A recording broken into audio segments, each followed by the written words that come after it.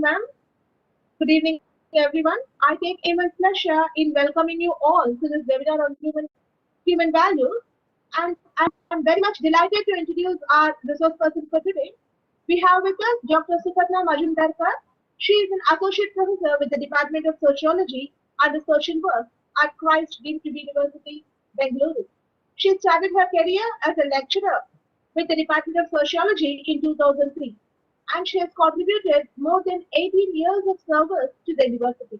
She holds a doctoral degree from our university for her thesis titled Migration to Bengaluru, a study of written migration of IT professionals. In 2020, she completed her higher education teaching certificate course with full scholarship from the Gareth Bok Center of Teaching and Learning, Harvard University. She is a member of the Teaching Learning Enhancement Cell at her university and works with training on outcome-based education and digital pedagogy for faculty in higher education. Her areas of interest include academic coordination and management, curriculum planning, design and implementation, and migration and diaspora studies. We are very much pleased to have you with us, ma'am. You're welcome, ma'am. Thank you so much, Priya ma'am. Thank you to the department for giving me this opportunity. I look forward to this session, and I hope that it can be interactive as well, and that you can also add to the chat as we go along. Thank you again. Given the current context within which we're working, human values are essentially the need of the hour. Deliberation on these values are becoming extremely important, given the kind of space and given the kind of scenario that we're all living in right now. So before we begin, let me just give you a very quick outline of the session for today. We'll start by setting the context, essentially adding on to what I started with. Then we look at the relationship between culture and values. As a sociologist, we do need to address culture and its importance, especially when we're talking about values and human values in specific. Then we move on to the question of whether it's possible for us to have universal values at all or not. Right? And what is the significance of values in our lives? And here we'll try and look at, values in higher education. We'll try and look at values in the workspace, values with respect to the social spaces that we occupy, right? And how do we inculcate them? How do they shape our existence? So these are just some of the questions that we'll be dealing with throughout this session, right? So, in order to start off, I felt that it's very important for us to look at, to begin with what we understand as the VUCA world, right? So very quickly, you can use the chat box, and if you could just let me know if what VUCA stands for, right? So while I wait for the responses to come in, I'll just give you a little bit of background as to where this acronym comes from. So this is an acronym that was derived from the work that was being done by Warren Bennis and Bert Nanas, and it was used essentially by the US Army War College, right? And the context becomes really important because here we were looking at this context, at this concept rather, which was used in 1987, and that was the period when we were looking at the end of the Cold War. Right. And what happened as a result of that was the way we understood global dynamics had begun to change. And hence this concept of VUCA became very, very important. Right. I'm not very sure if, right. So I do see some comments which have come in. Absolutely. So when we talk about VUCA, what is it that we're actually looking at? We're looking at a volatile, uncertain, complex, and ambiguous world. And as students of professional studies, this is a concept that I'm sure you're very familiar with. But this is also a concept that is extremely important for us to understand, given the scenario that we are living through right now, right? So what did we mean by volatility?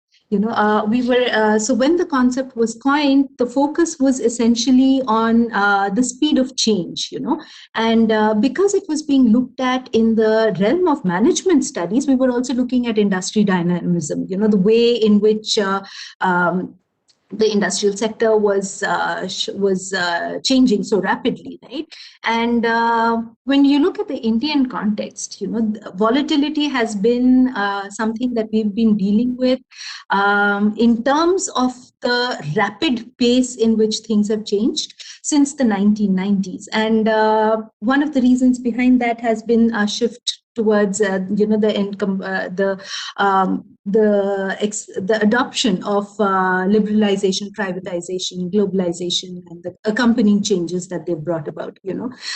Some of the other things that have sped up the way in which we understand changes has been the internet of late. In fact, one of the best ways to understand the rate at which things change is to just look at how memes go viral, or how certain other art forms, or certain ideas can go viral literally within minutes. That is the rate at which things can change. And of course, within the business world, within the industrial sector, it's going to be things also change at a similar pace, right? Uncertainty in terms of the difficulty that we're encountering right now to predict the future with any degree of certainty.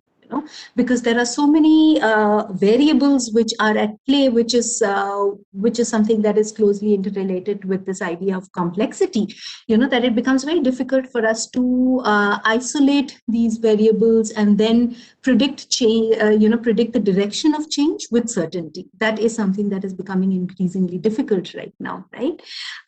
So we are living in a world that's volatile, uncertain, complex, and ambiguous in terms of this lack of clarity that we're dealing with respect to how we interpret things, right?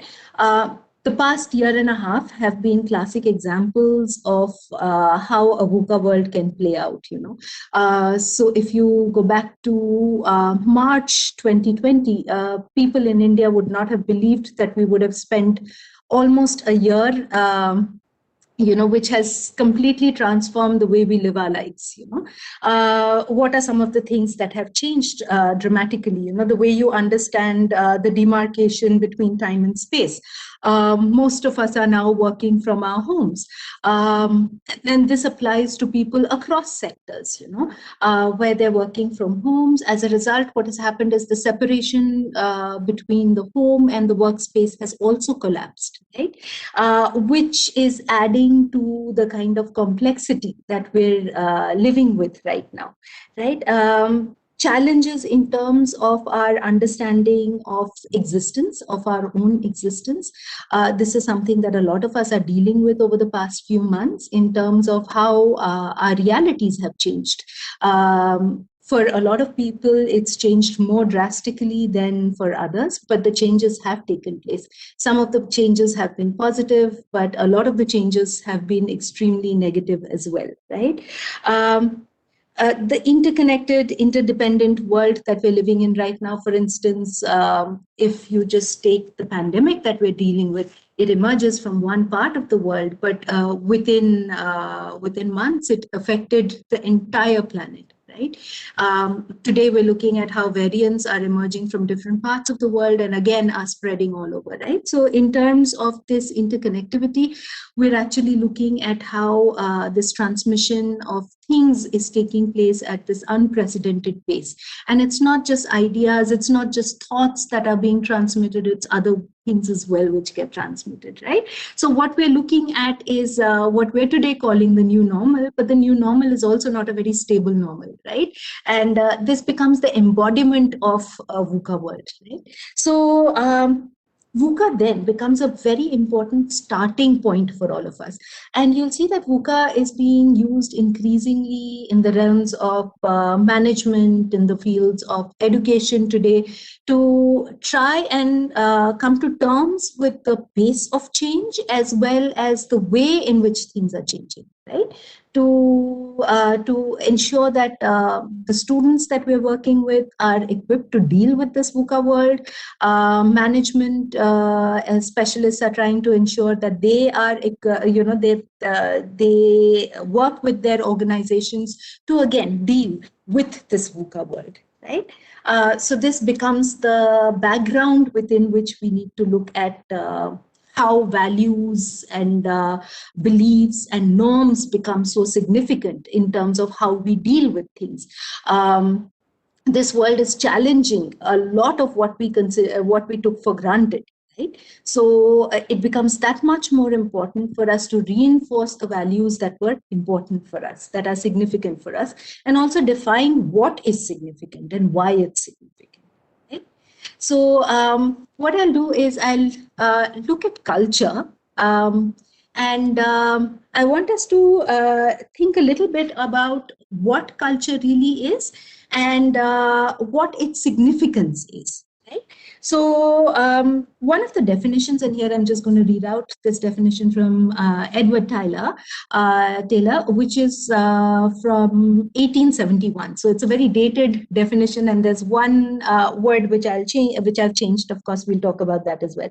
So Taylor describes culture as that complex whole which includes knowledge, beliefs, art, morals, law, customs, and any other capabilities and habits which are acquired by, the word that he had used was man, which of course we know is not the most appropriate usage. So the word that we'll replace that with is by people, acquired by people as members of society.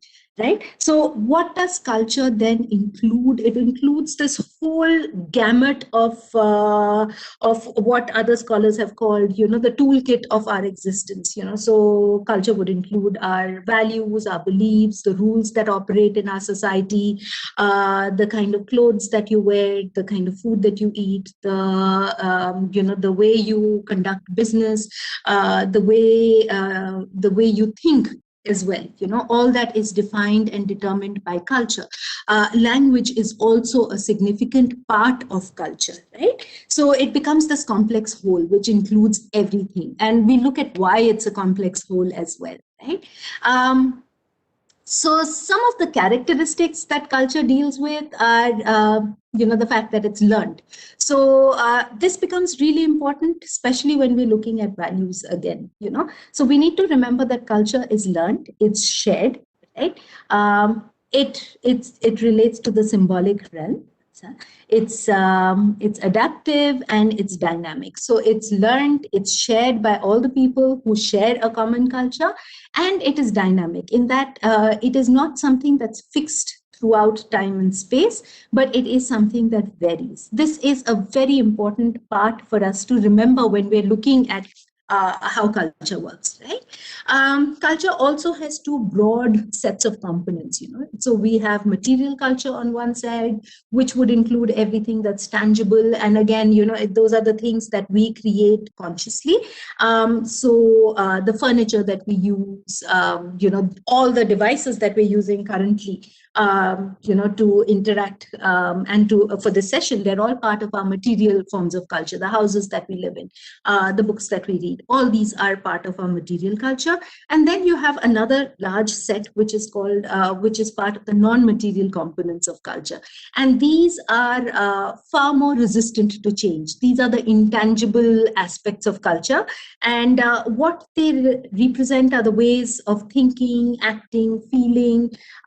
They define the way we deal essentially with the world, and these are the intangible parts, and these are also more deeply embedded in our societies, and hence are are less prone to change than material components of culture. So some of these non-material components would be the languages that we speak, the values that we use, the beliefs, the norms that we follow. Norms would essentially be these unwritten rules and regulations that define the way we work. For instance, a norm would be when we begin a particular program, maybe we start with an introduction. That is essentially becomes a norm that we're following, right? And these are more resistant to change than the material components of culture are. To just give you an example, Priya ma'am very graciously introduced me at the beginning of the session, which is something that she would have done even if it were an offline event as well, right? So what has changed now is the medium over which we are conducting this event, but the way we conduct it has not changed, and that way that we conduct it becomes part of how non-material culture operates, right? Please feel free to add any comments, or if you have questions, you can post them on the chat box as we go ahead. I'll keep an eye on it, and I will definitely respond to anything that you post there, right? Which takes me to the next part that we're looking at. So by now we know that values become they're essentially part of this non-material component of culture, and what we again need to reinforce here is that as culture varies from society to society, values can also vary. This is something that we need to discuss. Would values need to vary, or do we need to have universal values? Do we have any universal values, right? These are questions that we'll take up again, right? So what are values then? Right? What do they mean? What do they refer to? Any ideas about what values refer to? Please feel free to post on the chat box. So I'll just wait for a few seconds and see if responses come in, and then we'll look at what values essentially mean. Right? So values essentially are, the standards that we use in a culture to define what is good, what is just, what is beautiful, what is acceptable, what is unacceptable. These essentially become the values that cultures, have. And these values are very important because they tend to guide the way we behave. They tend to shape the way we think and the way we interact with others around us, as well as with the larger society, right? So they then refer to those intangible standards about what is good and what is just, And what becomes important here is that just as culture is learned behavior, values are also learned. So let's look at a more, at a widely used definition of values. This has been derived by the work done by Radha Kamal Mukherjee, who was a sociologist. And Mukherjee looks at values as being socially approved. Let me just get the annotation tool up, right? So we're looking at socially approved desires and goals that are internalized through a process of conditioning, learning or socialization. And here I'm just going to highlight socialization because we'll talk about that for a few minutes. And that becomes subjective preferences, standards, and aspirations. So what does he mean by that? So values then would essentially be these, these widely accepted desires and goals. And remember that they're intangible, so we internalize them through this process of socialization. And socialization here refers to the methods that are adopted to internalize these aspects of culture, ways in which we learn. So we would learn different aspects of culture through our families, through our peer groups, through our schools, through the workspaces, and so on and so forth. So we also learn values from all of these spaces, right? So we internalize them through all of these spaces. And these values in turn become subjective preferences, So they would then become, they would then shape what we use as standards, what we define as being good, and they also to a large extent shape the ambitions that we're working with, right? So these values then become extremely significant for us. And human values, let me just close this here. And human values would help us to live in harmony. And what do we live in harmony with? It could be wider society, people around us, harmony with nature, harmony with the planet. So human values would help to reinforce the need for us to do so, for us to live like that, right? And we'll, of course, take that up down the line as we go ahead. I'll also give you some more examples. But before we do that, let's just very quickly take up an exercise. So I would like you to go to menti.com. So www.menti.com. And I would like you to identify 3 values that you think are most important today, right? So if possible, you can scan the QR code that is available here. Otherwise, what I'm doing is I'm also typing in the key. It's 8451 4619. 8451 4619.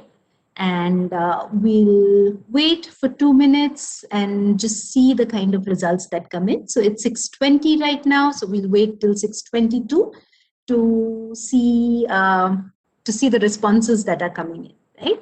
So what we're looking at are three values that are most important today. So I request you to use one word for each value that you look at. We have two responses so far, so we'll just wait for maybe 1 or 2 more minutes. This will, of course, remain open, so we will have more responses that come in. Okay?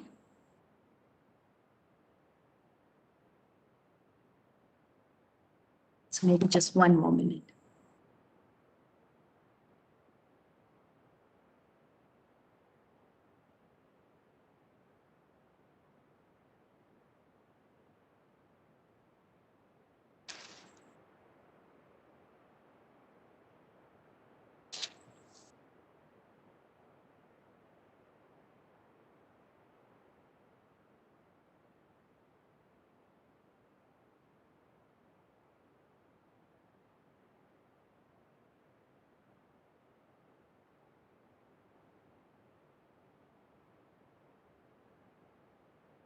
So as the responses come in, I mean, empathy seems to be the one value which has been given by more people than others.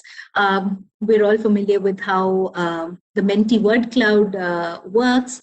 So it actually takes the responses which are given in by more people, and it enlarges the size. So as we can see, the words that are coming in are empathy, optimism, punctuality.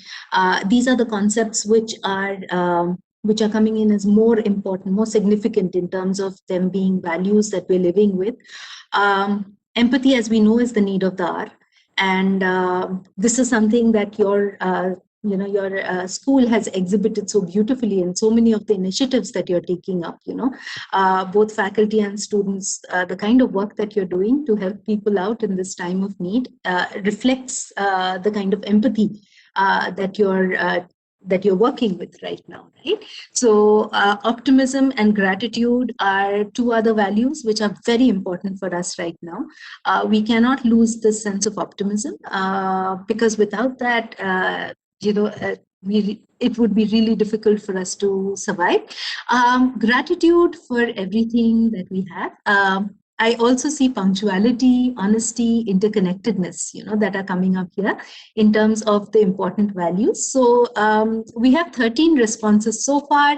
I request you to keep adding on. In case you've just started with your responses, please do continue to add on to these responses so that, by the end of the session, we have a well-populated word cloud that we can look at in terms of the values which are more important for more of us, right? Which are, or rather, most important for most of us, right? So what I'm going to do is I'm also going to look at the demarcation between values and beliefs. How do these two, how would you distinguish between them? So a classic example that is taken up is how, the importance of wealth can be a value that people work with, and it's very refreshing not to see that on this word cloud, So what I see here are very interesting values, So they deal with the way we would connect with each other. A lot of our personal values are coming up here, but if I take, say, this, I'm just going to go back to the presentation and come back in a few minutes to see the kind of changes that are there. So if we take, say, the importance of wealth as a value, what would be the belief that is associated with it? Remember that a belief is essentially a conviction that people have, that people consider to be true. A belief need not always be true, but it's just something that I am genuinely convinced is true. Right? So a belief then would be that hard work pays off. So I can say that hard work pays off, and the value that I'm working towards is actually the acquisition of wealth, right? Similarly, there are other sets that we can look at, other sets of values and the accompanying beliefs, right? So I could have a belief that everyone has been created equally, and this is a belief that I would want to work with today. But conversely, I could also have the belief that not everyone is treated, has been created equally, right? And this is something that has helped people to justify a lot of the systems that we see in place. So yesterday you had a session, a panel discussion on gender equality, right? Now, when you look at a session on gender equality, for instance, the assumption there is that all the genders, and here we cannot look at gender as only a binary. You're looking at all the genders as being created equally, right? When you look at this belief that everyone's created equally, what that would give rise to would be an equal and a just society. So the value that would underlie that belief would be equality. Right? However, if I do have a belief that not everybody has been created equally, that societies are that people are inherently unequal, right? If I work with that belief, it becomes very easy for me to justify gender inequality. It becomes easy for me to justify patriarchy and patriarchal norms. It becomes very easy for me to justify racism. Because I can just say that people of color are not the same as people who are who maybe say Caucasian or of Caucasian origin, right? Or it becomes extremely easy for me to justify, say, the caste system in India, and say that people who are born into a particular caste may be treated as lesser beings, right? If I work with the belief that not everybody is equal, right? That would help you to justify these practices, which brings you to the crux of this idea of a belief. A belief then is a conviction, right? It need not be accurate. Okay? And these convictions are very closely associated with values. Values become these underlying standards. They're the deeper standards, So the belief that everybody is equal draws from the value of equality. Right. And as we know, I mean, this idea of equality became something that was very prominent from the 1700s onwards.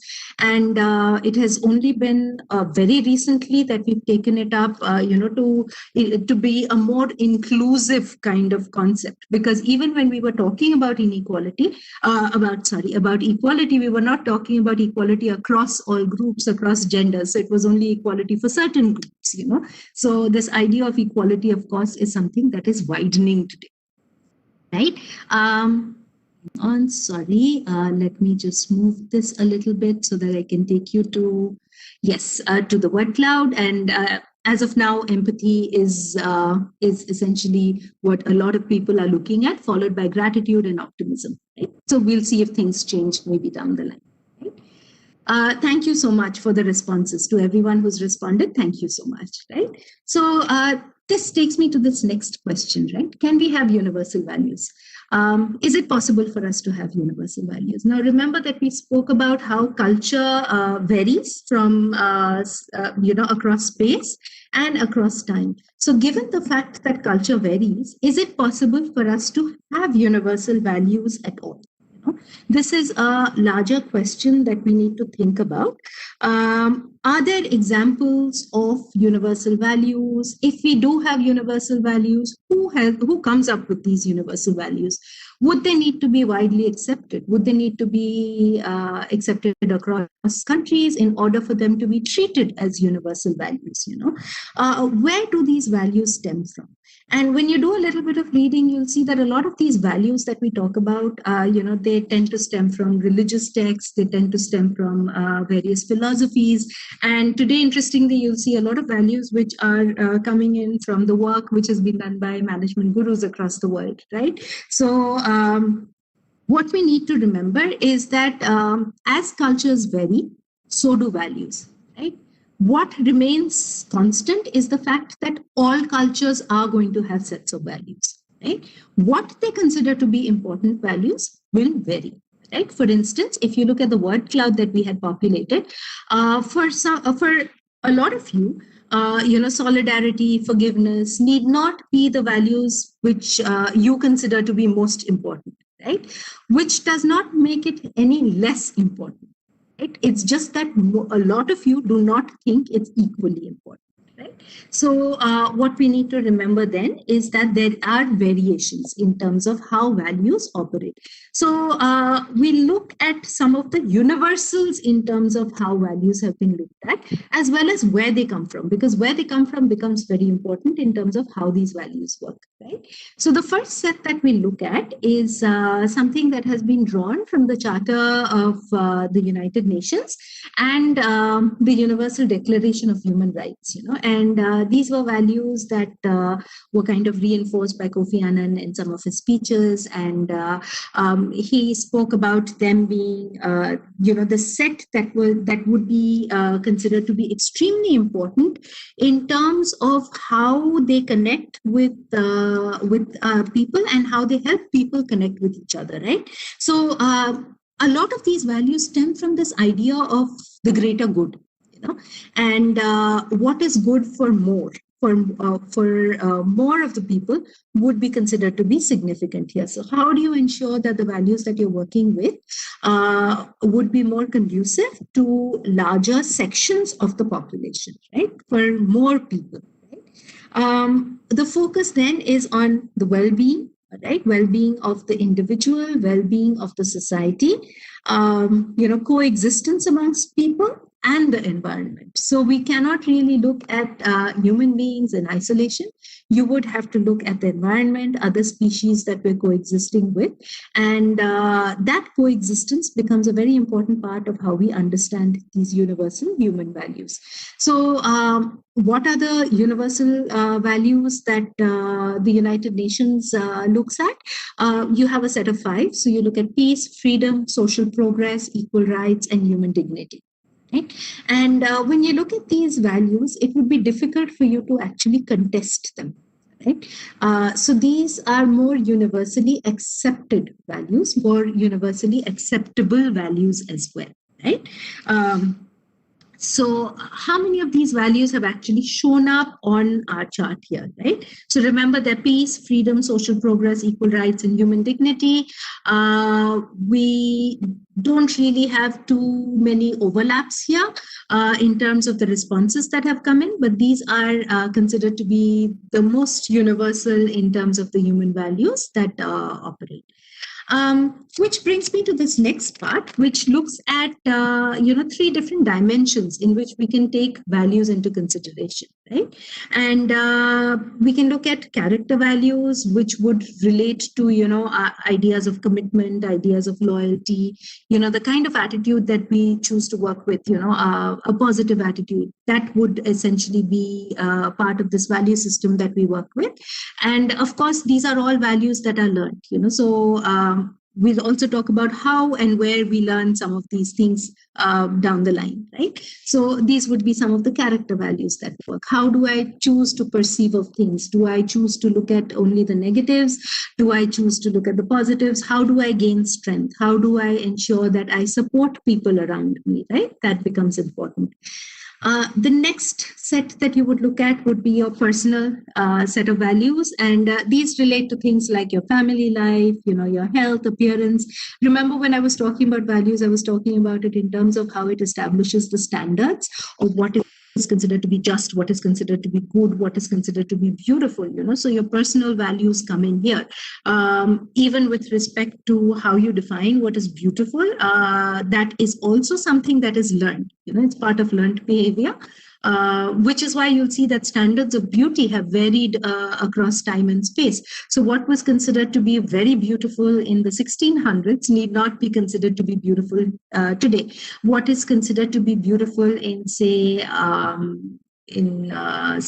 Japan today may not be considered to be beautiful in India, and what is beautiful in parts of India may not be considered to be beautiful in another part, right? So we're actually looking at how cultural standards would help us to define these personal values, right?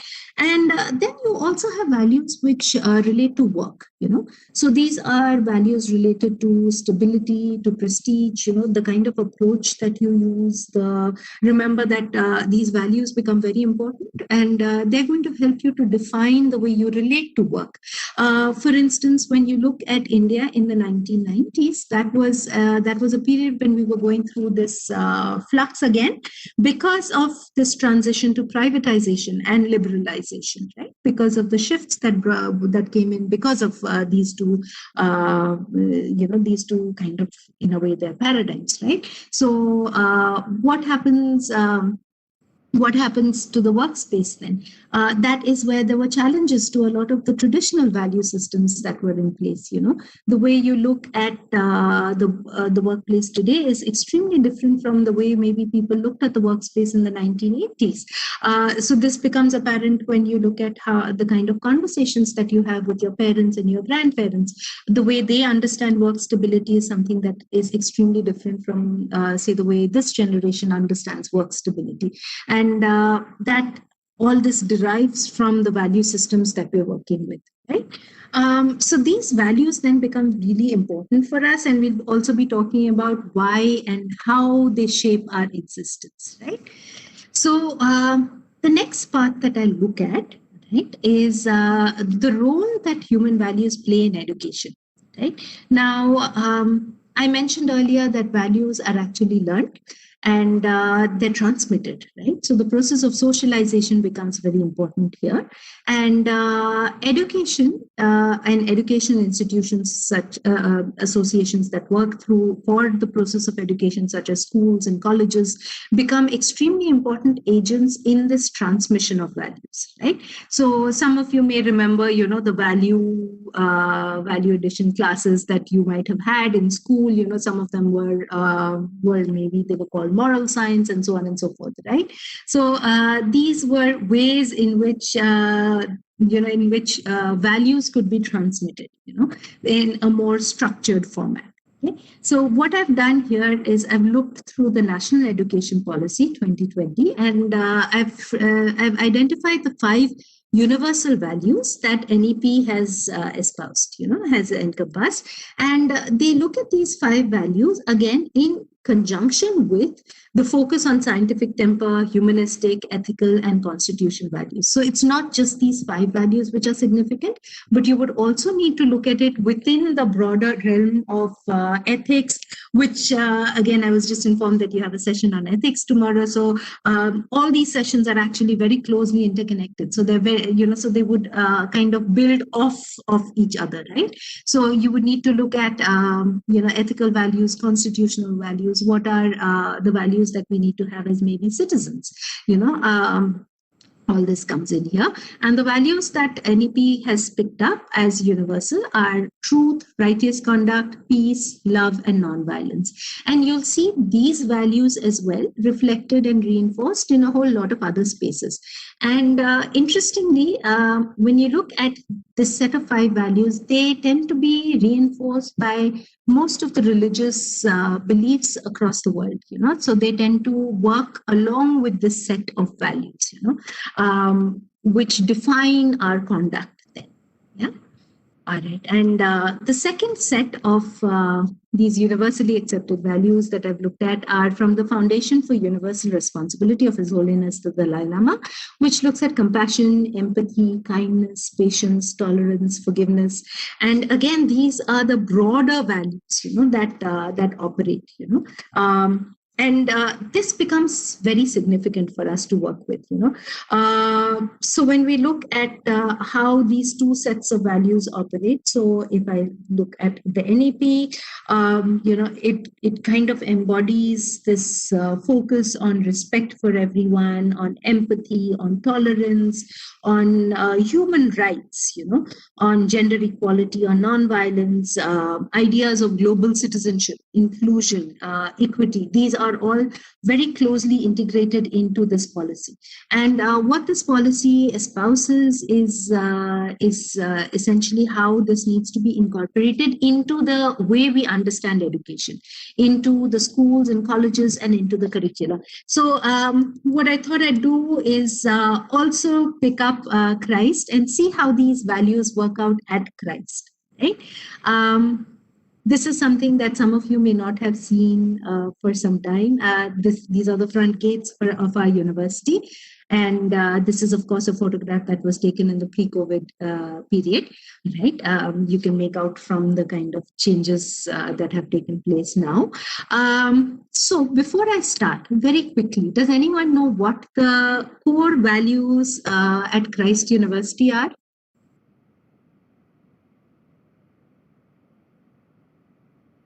I'm not very sure if you can unmute yourself, but if possible, you can use the chat box and let me know what the core values are.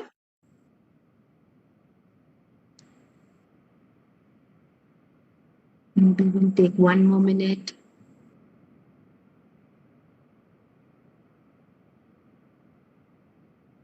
It might take you some time to type it out.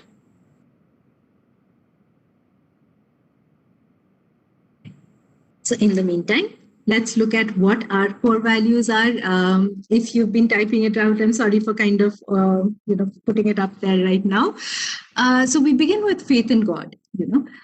Thank you, Priya ma'am. So we begin with faith in God. That is the first core value that we work with, and then we look at moral uprightness, love of fellow beings, social responsibility, and pursuit of excellence. And you'll see that these five core values, they define the way the university operates.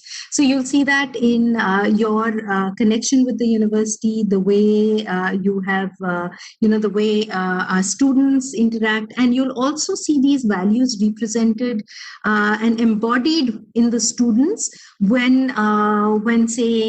placements take place. So when potential employers come to Christ, one of the things that they say is that Christites tend to be extremely different from a whole host of other students, and they say that they're intrinsically different. And the reason why they're intrinsically different is, again, because of these value systems that we tend to work with, these five values that tend to define.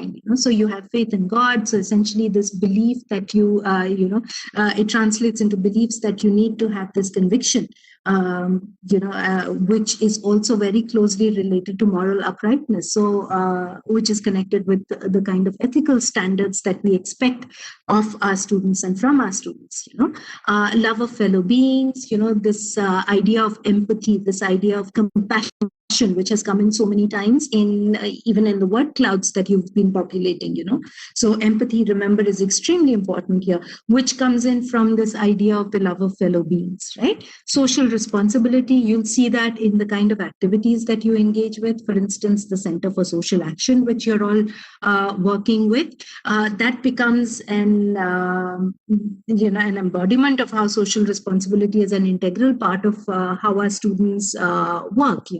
And pursuit of excellence, which is, again, a part of just about everything that you do as Christites, in terms of your academics, in terms of your co-curricular, extracurricular engagements, right? So these values then define who you are, and they also shape the way you engage with various other ways, various things across the university. So to just give you an example with respect to how it's built into the curriculum, you will be, if you look at our vision statement, that we believe in holistic development. So when you look at for instance, the graduate attributes that we work with, our graduate attributes reflect this value system as well. So our graduate attributes essentially look at four broad areas. So we look at academic excellence, we look at personal skills, interpersonal skills, and societal skills. And essentially the belief is that all our students need to emerge as complete beings by the time they graduate from the university. So they will embody, they would essentially live up to the different criteria that are listed out within these graduate attributes. So we do expect you to work with these sets of values, right? So these then become the values, and within the university, again, what we work with is essentially this framework, which is value driven. So even though you're looking at academics, you're looking at this pursuit of knowledge, you're looking at developing the set of skills that you're going to need in order for you to do really well in the workspace that you choose to work with, and to build on your attitude, right? To have maybe an attitude which is open to change, to more adaptability, and so on and so forth. When you look at all these aspects, they're all rooted in this idea of the values that the university stands for. So those 5 values that we had listed out a few seconds ago, they essentially lie at the heart of what the university stands for. And what is very interesting is that this is something that is not restricted only to educational institutions. So I spoke of educational institutions and how the national education policy is encouraging, education institutions, institutions of higher education, schools, and so on and so forth, to work with these principles. But it's not only these, so you'll see this focus on values come in even when you look at things like organizational culture, right? So all organizations have their own set of cultural norms. Right? And what tends to happen there is that all these organizations also work with a set of shared beliefs and values. And these beliefs and values are reinforced by the organization. It could be by the leadership in the organization, which in turn would shape the ways in which employees behave and perceive things, So this culture then would be reinforced by the people who head these organizations, so it would be reinforced in various ways. It could be through training sessions, it could be through the way you speak, it could be through the way you interact with people, it could be through just the messages that are sent out to you, but all organizations tend to have their own very unique, very distinct forms of culture, which make certain organizations more desirable spaces to work with. For instance, some of you who might be in the final years are looking at placements now, or you might have already been placed, and you might be looking at decisions and choices that you need to make with respect to the kinds of organizations that you're going to, right? And the culture then becomes very important. Why is it that certain companies like maybe say Google become such prized organizations to work with? How does that culture operate, right?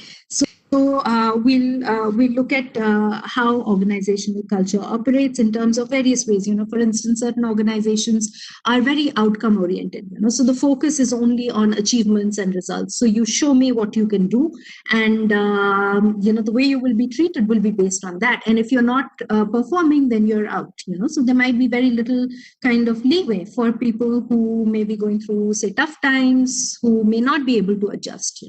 Then you have organizations which are more people oriented. So the focus is on fairness, the focus is on respect for the individual, and so even when you're looking at what the organization stands for and what the organization is working towards, people are just as important. So you're going to put a lot of emphasis on how you manage your team, how do you interact with people, how do you make sure that they don't feel slighted, and you'll see that in a whole host of ways in which people interact with each other, the way people speak with each other, right? Then you also have team-oriented organizations, which tend to reward teamwork. So if you are an individual player, then you may not fit into that kind of an organization. Some are very exacting, some are not as exacting. Other ways in which organizations vary would be in terms of, say, attention to detail, stability, innovation, aggressiveness.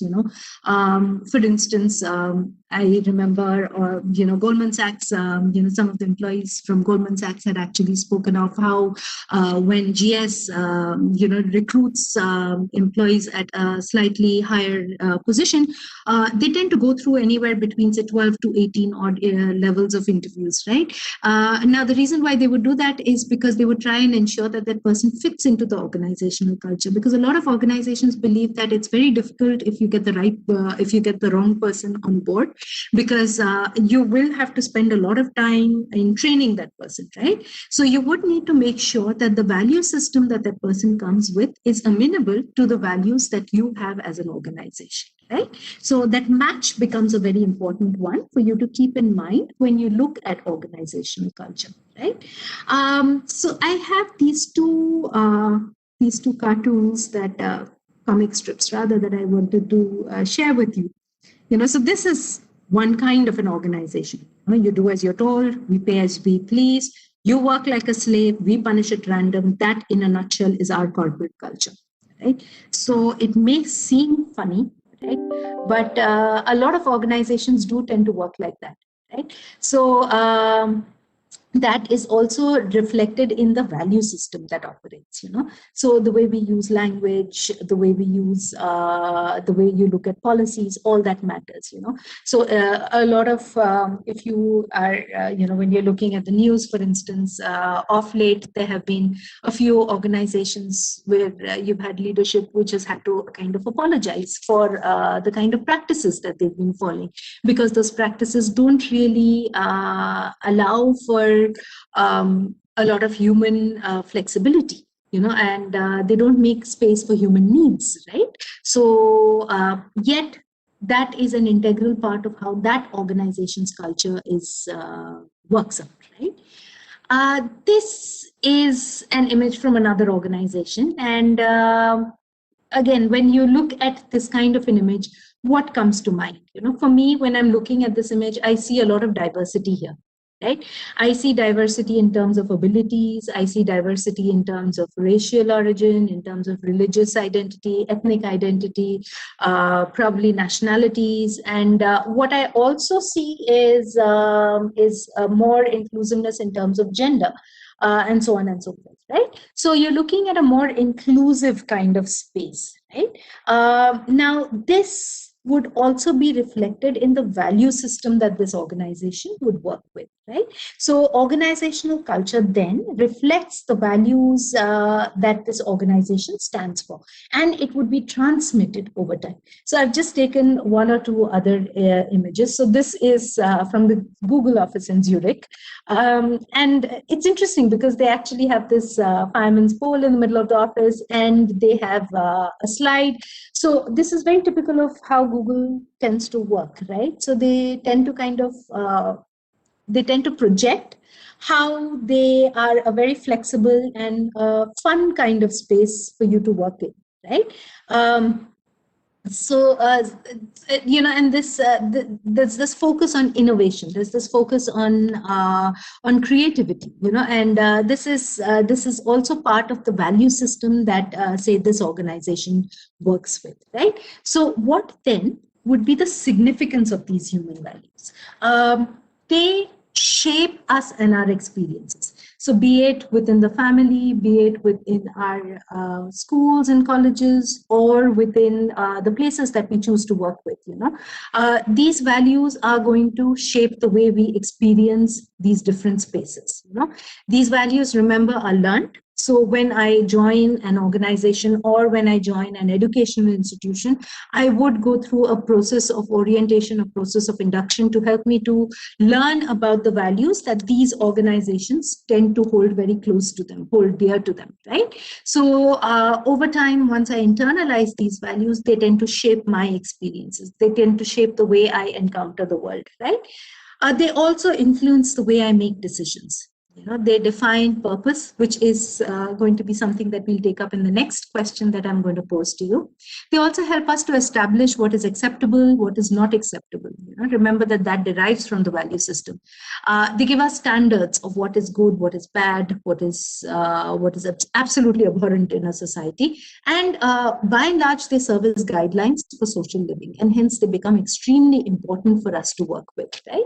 So I am going to request you now to look at this second part, and I will give you a few minutes to come up with this answer. So what is the one thing that you think will make you truly happy, right? And this can be a short statement that you write in response.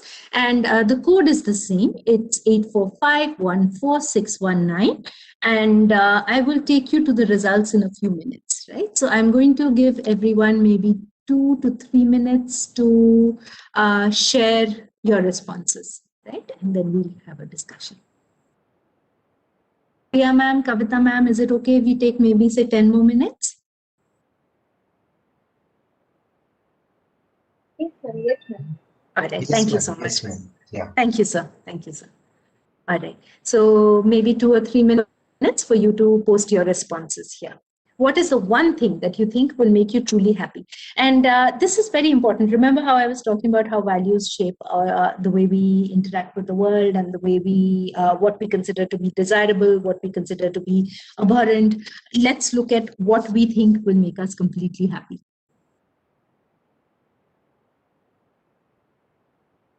So 2 more minutes. In the meantime, for those of you who are done posting, I have 16 responses which have come in so far. Again, empathy remains the number one component.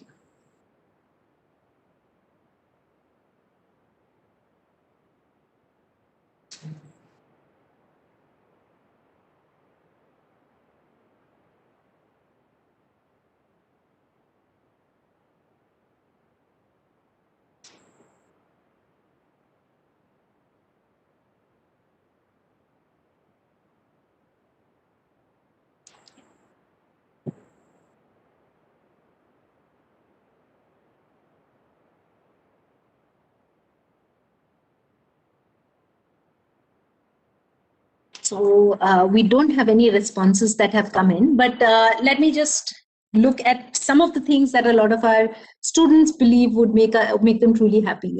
And one of the things that a lot of our students talk about is essentially a job. And what they would say is a good job. Right now, how do you define what is a good job?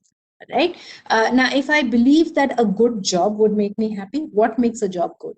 Right? Is it going to be the salary alone which is going to make me happy? Is it going to be the kind of work that is going to make me happy? Is it going to be the people that I'm working with that is going to make me happy? All these are questions that we need to think about, when we try and identify what we mean by what is a good job. Right. So I'm just going to, take you to some of the studies that have been done. So there's a study by Dubomirsky, which was conducted in 2008, which looks at, how much money would really be enough for us to find happiness. And this study was done in the American context. And I encountered this study when I did this course on the science of well-being, which is one of the, I think it's in the top two courses offered on Coursera worldwide, right? And it's one of the most popular courses anywhere. And I think it's Yale's #1 course, right? So this is a study done by Lubomirsky, and Lubomirsky looks at what how much money would you really need for you to be truly happy, right? And this study interestingly revealed, and this is in the United States context. I couldn't find a similar study in the Indian context, but this opens up space for you to actually conduct research right now, right? So this study looks at how $75,000 per year would actually be the threshold at which people would find a lot of happiness. Now, what do I mean by that? So any amount beyond that would not really make you that significantly happier. Right now, what becomes interesting is that we tend to believe that amounts that would be more than, say, 75,000 would continue to make us happy. Right. So let me give you a context of, say, the way placements happen.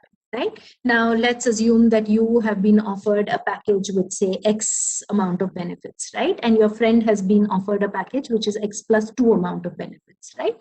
Now, you would have been extremely happy with that X amount of benefit if you did not know about your friend getting that X plus 2. Right. So what tends to happen is that there is this idea of, there are these two ideas which are at work. One is of miswanting, how we tend to want the things which we think are important, but are not really important, So we might think that money is really important in the workspace, but it may not be as significant, The second thing that comes up is also how we are looking at happiness in relative terms, So I'm happy until I realize that, say, somebody else has more than what I have, And when I realize that somebody else has more than what I have, my level of happiness actually drops, right? So is that something that would work well for me, or would that push me down into a spiral of unhappiness. Those are things that we need to think about. And remember that they stem from the value systems that we're working with. You know? So this idea of miswanting becomes a very important one. The idea of what makes a job good is something that very clearly derives from the value system that I'm working with. There is more and more research that is being done, which is looking at how the work culture that we're working with in countries like Japan, India as well, and other parts of Asia is becoming very harmful for people in terms of the way they balance their work and life. A lot of organizations will actually tell you that there is no demarcation between work and life, right? When you compare that with, say, some of the countries in Europe, which are fighting for maybe a 4-day week or a 5-day week, how are they measuring their relative happiness? So they would look at it in terms of differences with respect to the value systems that they're working with. How certain countries would consider certain values to be more significant than others, and the emphasis that they place on family, the emphasis that they might place on leisure might be more in some countries, which would have an impact on how the workspace would also be structured. Right. So these are ways in which the workspace then is defined and shaped, by the value systems that we work with. So yes, so thank you so much. So I have 8 responses which have come in terms of things that we think will make us truly happy. So security is one of the things that has come in. Time spent with friends and family, workspace. So time then becomes very important. Having that time. So this was something that was discussed on multiple platforms. What happens if I pay you a certain amount of money, but that amount of money would ensure that you don't have time, right, for everything else that's important for you? Would that still make you happy? Right. So how much money is going to be enough? Right? Those are questions that we really need to keep thinking about. What am I going to do with that money? Mental and financial stability is something that has come up just now. In terms of stability, how do I define what is stability? Right? What are the standards that I'm using? These are very important aspects in terms of the values that we work with that we need to keep in mind. Remember that we don't really have too much of work that has been done on with respect to how much money is enough. I just read something yesterday which said that if you have, say, 6 times your annual income by the time you're 50 and 7 times your annual income by the time you're 70, by the time you're 60, you're good to retire, if you don't have any other sources of income after that. Now, would that be enough? Right? For a lot of people, it may not be enough. They might have more needs, they might have more desires. So again, values become very important here. When I look at, say, seeing others be happy, that is something which would be rooted in this value of affection, of love, of looking at how other people would relate with each other. Right. So thank you to the people who've contributed here, because this becomes very important for us to keep in mind when we're looking at how these value systems work, right? Which brings me to the last part for this presentation today, which is VUCA 2.0, and this is something that has derived from just let me look up this professor's name. So this has been derived from the work done by Bill George, who's a senior fellow at Harvard Business School. And what Dr. George essentially looks at is how VUCA 2.0 connects with the kind of leadership that we need, right? And the leadership in this world would need to work with vision, with understanding, with courage and adaptability. What do I mean by all of this? The vision to see through the kind of chaos that we're living with, understanding of one's own capabilities. So we really need to know what we're good at, what we're not so good at, how do we work with it, courage to take risks, courage to make decisions, and the adaptability in terms of the flexibility to adapt to a changing environment. Now, while we look at leadership, which works with all these 4 concepts, we also need to remember that the value system remains just as significant. So even when I look at people who would have this vision, the understanding, the courage, the adaptability to deal with this rapidly changing world, they would need to work in alignment with the value systems that we're operating with, right? So these value systems, whatever an organization chooses to be important, whatever a nation considers to be important, whatever a particular culture considers to be significant, are these values in alignment with the universal values. Remember that the universal values that the United Nations had spoken about were values which would encourage coexistence, right? So when we work with values like that, how do we ensure that it builds into this leadership? We also have values right now which are being espoused, which are extremely divisive. How do we deal with those values? How do we ensure that those divisive values do not overtake the kind of inclusive values that we have been working with for an extended period of time?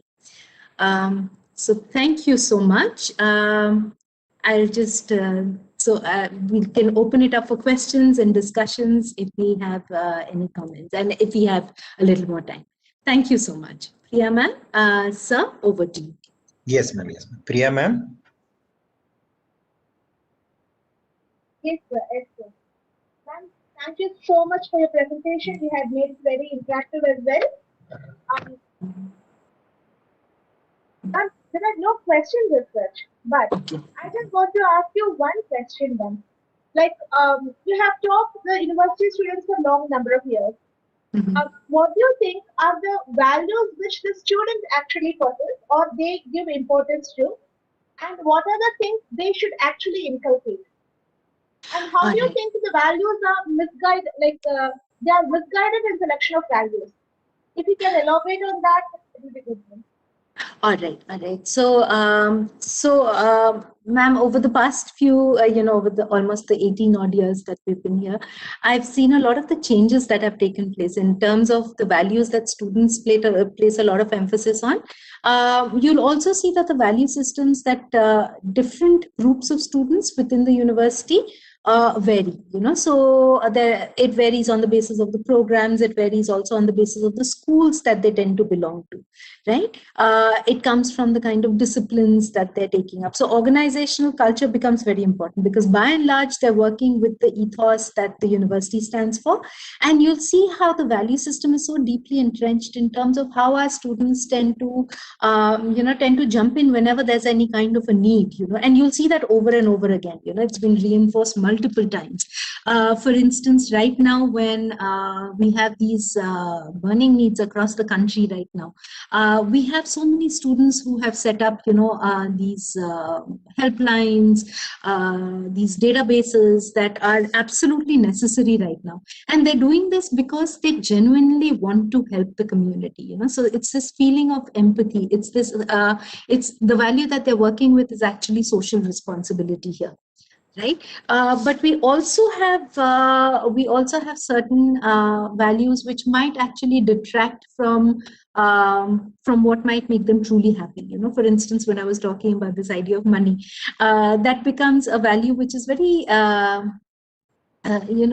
the value attached to money. Remember that the word value essentially comes from this idea of worth, right? So the importance that we attach to money is becoming a more significant one in across the country, right? What we then need to reflect on is how much of it would be enough, right? When do you say that enough is enough? Okay. But by and large, when we look at our students, I see so much hope and I see so much positivity there. And when you look at the students that you're working with, I'm sure you're going to reinforce the same, in terms of how they're the ones who actually keep us going in this university. The kind of ideas that they come with, for instance, when you look at the Center for Social Action, the kind of projects that the students are conceptualizing and taking up, they're wonderful. So the value system is very strongly, internalized here. Yeah, I hope that definitely. As answers you your said, question, ma'am. it's definitely, ma'am. And actually, I feel that the current generation students they have a better, the stronger value system compared to the previous generation. Of course, they have their own distractions, but still, I think they are better. With the help of social media, they are able to express themselves better. Very true. Like, as you rightly said, they are guiding us actually.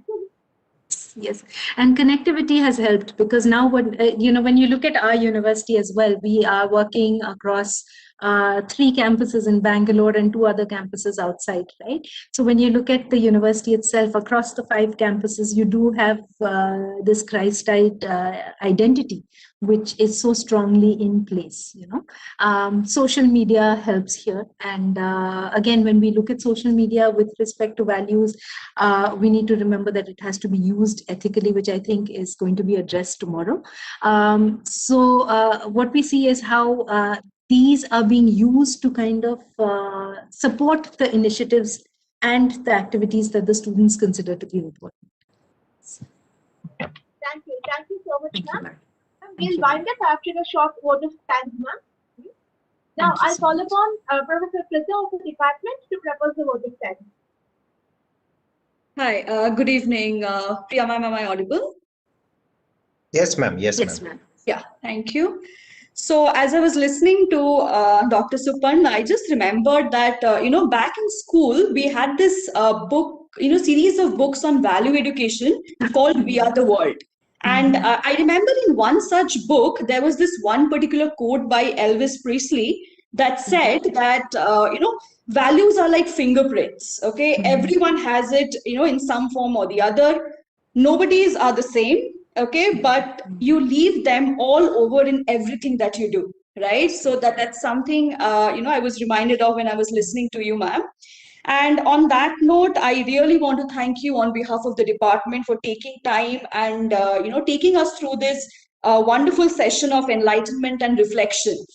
And especially when you focused on VUCA and then the VUCA 2.0 nature of our world, the components of culture, importance of social acceptance that many of us quite often struggle with, right? And then you also mentioned the universality of values that is much needed in this very uncertain world of today, and definitely the elements of organization culture, and with special focus on the Christite spirit that we witness through our core values, right? So thank you so much, ma'am. And one important takeaway, okay, that I personally have from your I wouldn't call it a speech of this, reflection, is the fact that you mentioned that values can be acquired, right? So no matter what position we are in, so there's still hope, right? So this message of hope is something that I want my students also to focus on, and everybody who's listening to us, that you mentioned that it can be acquired and there's still time and we still, better ourselves every day. So thank you so much, ma'am, for all the, things that you said. My pleasure, ma'am. Thanks. Yeah, thanks also to our Dean, Dr. Tommy K, our Director, Professor Bridget Toms, our HOD, Dr. Kavita, and I am pretty sure that all my colleagues would agree that all 3 of our leaders every day through their deeds and words exemplify the importance of values. So we learn it from them and we pass it on to our students. So that's how it has been working in our department. Thanks also to Dr. Priya and Dr. Senthil for carving out this time and space for such a relevant engagement and organizing this webinar. And definitely thanks to all my colleagues for participating. And special thanks to all my dear students for not only listening to us right now, but also for being the most, that I could think of, the most dynamic example of this ever-changing nature of culture and values itself. So as Priya ma'am, as Suparna ma'am said, we learn from y'all every day, right? So thank you for being who you guys are, and we are always there, and keep changing and keep teaching us in different ways, right? So thank you so much. Priya ma'am? Yeah, thank you, Prita ma'am. Thank you so much. Your vote of thanks is very wonderful. Thank you, ma'am. Yeah.